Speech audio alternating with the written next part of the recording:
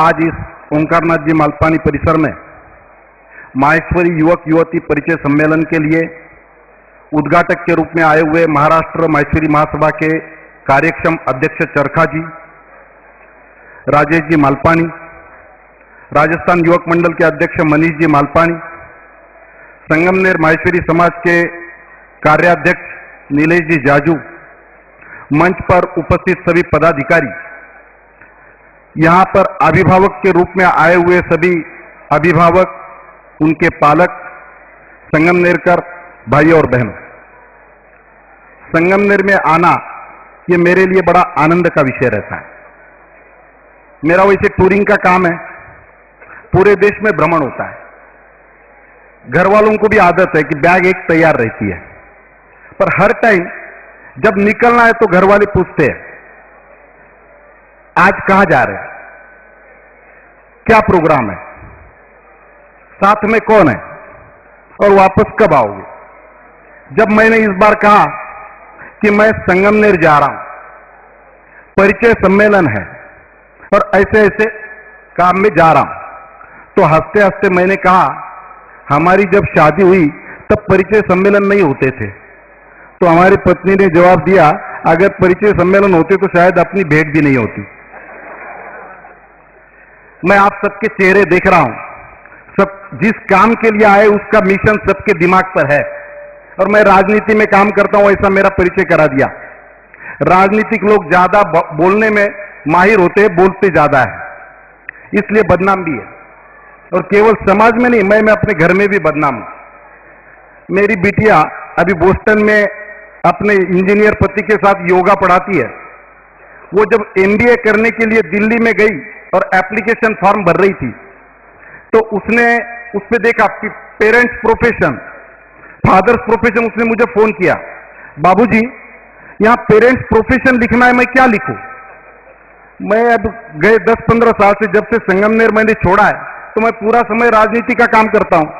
मेरे तुरंत जवाब आया लिख दे पॉलिटिशियन। वो वहां से बोले नहीं थोड़ा ठीक बताओ, बोले ये नहीं।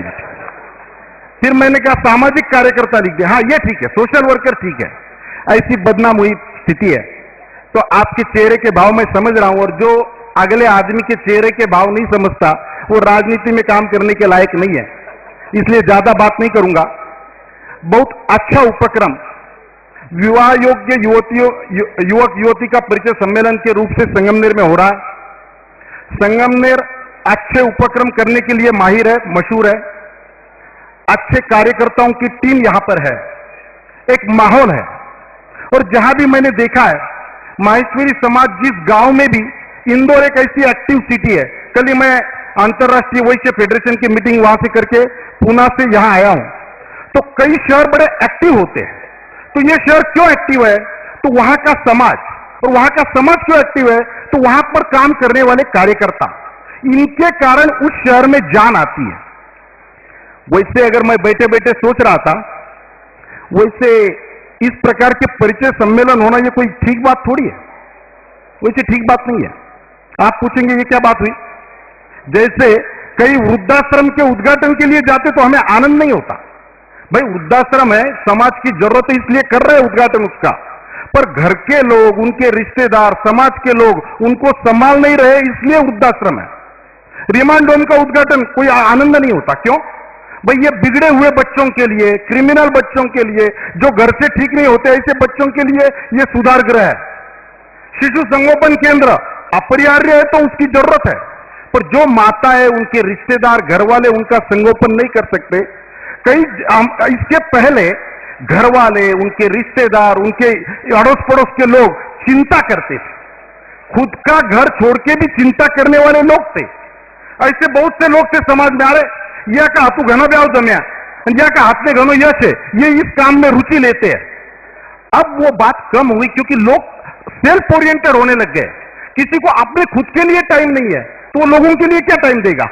इसलिए इस प्रकार के कृत्रिम परिचय सम्मेलन लेने की आवश्यकता है। एक सही बात है कि आज के व्यस्त दिनक्रम में, व्यस्त जीवन में इस प्रकार का डाटा इकट्ठा होना, उसकी सब इंफॉर्मेशन इकट्ठा मिलना, सबके लिए वो अवेलेबल होना, और इस प्रकार के अच्छे माहौल में उसका संवाद होना, ये तो जिनके नसीब में, ये तो बात सही है कि शादियां हम कौन करने वाले होते हैं तय? शादियां स्वर्ग में तय होती है, हम तो संपन्न कराने वाले होते हैं। यहां का परिचय सम्मेलन करने वाले कार्यकर्ता होंगे, आप सब लोग होंगे, जिसकी भी शादी कोई ना कोई आदमी दायित्व उसका जिम्मेदार रहता है, पर वो नहीं तय करता। शादियां ऊपर से तय होके आती है। हाँ, काम हमें करना पड़ता है, मूवमेंट हमें करनी पड़ती है, उसके सिवाय उसको यश नहीं है। और शादी ये इतना पवित्र संस्कार है। विदेश के लोग, हमारी बिटिया का वहां एक टीवी पे इंटरव्यू हुआ, बोले भारत की विशेषता क्या है, भारत की संस्कृति क्या है? तो वो मेरे को पूछने लगी, बाबूजी क्या क्या बताना चाहिए, कैसे? तो यहां की विवाह संस्था, यहां का परिवार संस्था, यहां के संस्कार, ये सब बातों का महत्व हमें नहीं है, क्योंकि हम रोज देख रहे हैं, हमें उसकी चिंता नहीं, ये तो है ही, it is taken for granted कि ये तो होना ही है। पर वहां ये बहुत दुर्लभ चीज है, वहां इसका बड़ा एप्रिसिएशन है। तो मुझे ऐसा लगता है कि अपने व्यस्त दिनक्रम में भी जिस ये विवाह, ये इतनी बड़ी बात है, जब अब ये तो हमारे भी शादी को 25-26 साल हो गए, अपना लाइफ पार्टनर ठीक मिलना, उसका अपने लाइफ में सहयोग मिलना और दोनों को मिलकर दो वो रथ आगे चलना, इसका जो भी विवाहित लोग हैं उनको इसका बिल्कुल असर मालूम है। मैंने ये कहा कि विवाह योग्य परिचय में जब आते समय, अब कभी कभी हंसते हंसते लोग अपने संसार का जब वर्णन करते हैं, मुझे कल आते आते एक SMS मिला, उसमें लिखा, अच्छा हुआ अन्ना हजारे ने शादी नहीं की। बोले क्यों? बोले अगर अन्ना हजारे शादी करते तो लोकपाल बिल नहीं होता। बोले कैसे? बोले अन्ना हजारे उपोषण के लिए निकलते बाहर, तो उनकी पत्नी पूछती कहां जा रहे हो, क्या करोगे, आपका अकेले का ये काम है क्या? और वो आपके साथ बैठती है वो बाल कटे वाली महिला कौन है? ये सब प्रश्न से वो अपना आदमी रुक जाता है। इसका विनोद का पार्ट छोड़ भी दिया तो इतनी चिंता करने वाली लाइफ पार्टनर जब लाइफ में होती है तो दोनों को सुकून मिलता है, और यह सुकून मिलने की शुरुआत विवाह बंधन से होती है। तो अपना माहेश्वरी समाज में इसकी जितनी चिंता होती है, जितना माइन्यूटली हम सोचते हैं, मुझे याद है मेरी बहन के लिए एक रिश्ता देखने के लिए जब मैं गया, मैं नया नया था, इस विषय में बातचीत करने का अनुभव भी नहीं था। उन्होंने कहा कि हम मंगलवार को आपको बताएंगे टिफिन मिल रहा है नहीं मिल रहा है, क्या बात है। तो मेरे हिसाब से मंगलवार सुबह 9 बजे हम हाजिर। वो बोले हम गुरुवार को बताएंगे, हम गुरुवार को हाजिर। तो धीरे से उन्होंने कहा, जाजू जी आपको आपकी बहन की शादी करनी है, मैं समझ रहा हूं, पर मुझे अपने घर में लक्ष्मी लानी है, मेरा घर पूरा संभालने वाली लानी है, मुझे आप थोड़ा समय दो। तो इतना सोचने वाला, सचमुच में विवाह का जो महत्व है वह, और विवाह संस्था का जो महत्व है, इसलिए इसमें ज्यादा से ज्यादा सोचना, बारीकियों से सोचना, अपने पिता बेटा बेटी के भवितव्य के लिए सोचना बहुत बड़ी बात है। इस प्रकार के, नहीं तो आज इस प्रकार की सोच विचार रखने वाले कोई बचे नहीं। इसलिए इस प्रकार के कृत्रिम पर इस प्रकार के आयोजन की आवश्यकता हो गई है। एक मराठी कवि ने लिखा है, जो आज का हमारा हर रोज का जीवन है, उसमें उन्होंने लिखा है कि हम ये सब बातें भूलते जा रहे हैं, इसलिए इस प्रकार के आर्टिफिशियल उपक्रम की आवश्यकता है। उसने क्या लिखा है? शिक्षण, काम, पैसा यांच्या मागे धुंद होऊन धावणाऱ्या नव्या पिढीचे जीवन कसं आहे? दिवाणखान्यात टीव्ही आल्यापासून मी बोलणं विसरलो आहे, दारात गाडी आल्यापासून मी चालणं विसरलो आहे, मोबाईल आल्यापासून मनमोकळा संवाद मी विसरलो आहे, कॅल्क्युलेटर आल्यापासून पाढे म्हणणे विसरलो आहे, ऑफिसमध्ये एसीत बसून झाडाखालचा गारवा विसरलो आहे, रस्त्यावर डांबर आल्यापासून मातीचा सुवास विसरलो आहे, मनालाच इतके श्रम होतात की शरीराचे कष्ट विसरलो आहे, कचकड्याची नाती जपताना प्रेम करायला विसरलोय, बँकेतली खाती सांभाळताना पैशाची किंमत विसरलोय, फास्ट फूडच्या जमान्यात तृप्तीची ढेकर विसरलोय, पॉप रॉकच्या दणदणीत संगीतामध्ये संगीत समाधी विसरलोय, सतत धावत असताना कुठेतरी थांबून विचार करायला विसरलोय, जागेपणी सुख जाऊ द्या, सुखानं झोपणं सुद्धा विसरलोय, आणि या सर्व पार्श्वभूमीवर मी स्वतःच्यासाठी आणि लोकांच्यासाठी हसणं सुद्धा विसरलोय। माणसाचं जीवन आहे कशासाठी? हमारा जीवन किस लिए है? समस्याएं तो सबके जीवन में है। अच्छा, समस्याएं हम ज्यादा चिंता करके कम होने वाली है क्या?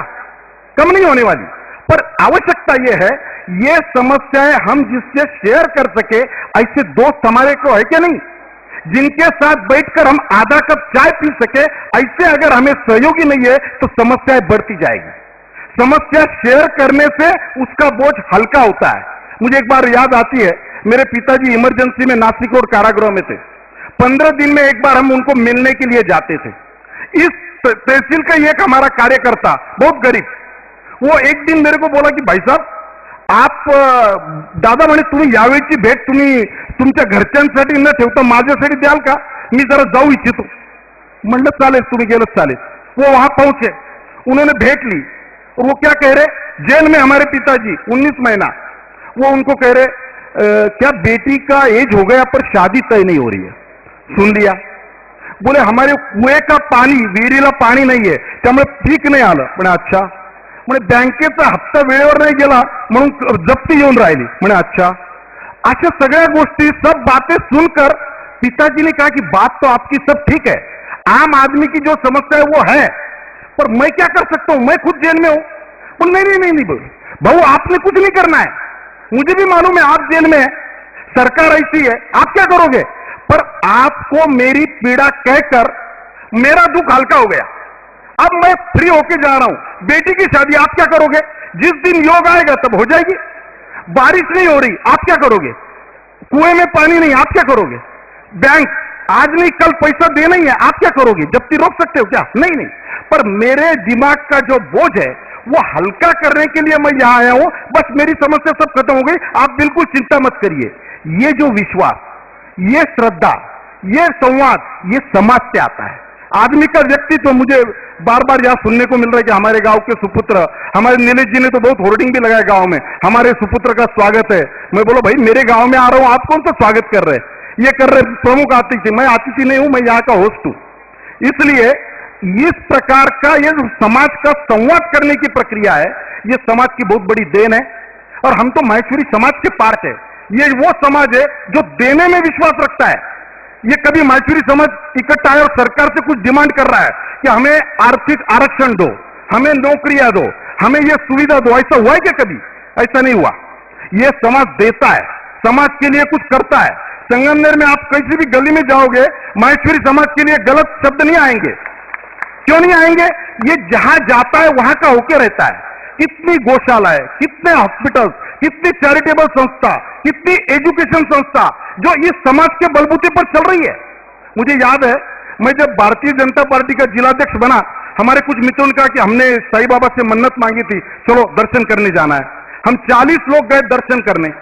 वहां प्रसाद मिलता था तब 5 रुपए में. उन्होंने, वहां का एक मित्र हमारे साथ था, उसने बोला भाऊ अपन कितने लोग हैं? मैं बोला हम पकड़ के 40, आप 41, तो 41 5 ले लो प्रसाद के. उसने 40 लिए. हम 40 लोग भोजन कर रहे. मैंने उसको पूछा भाई तुम्हारा नहीं लिया? बोल नहीं. मैं बोला क्या आज फास्ट है आपका? नहीं बोले, मैं बाद में बताता हूं. बाद में उसने बताया, बोले भाऊ हमारा साईं बाबा का रिश्ता जो है ना वो देने का है. बोले मेरा घर साईं बाबा के मंदिर को लगा हुआ है. साईं बाबा की जो पोथी है वो 5 जगह जो भिक्षा मांगने जाते थे, वो 5 जगह घरों में एक नाम हमारा है. मेरे दादाजी ने अपने हाथ से साईं बाबा को भिक्षा दी है. तो दादाजी कह के गए साईं बाबा का अपना रिश्ता देने का है, लेने का नहीं. हम साईं बाबा का प्रसाद भी नहीं लेते. मैं उन पर टेंडर नहीं भरता, मैं कोई पैसा नहीं कमाता साईं बाबा के नाम पे, क्योंकि मेरा रिश्ता देने का है. आज भी तीसरी जनरेशन में वो मेंटेन कर रहा है. इसलिए उसने 40 पास लिए, 41 नहीं लिया. मुझे ऐसा लगता है कि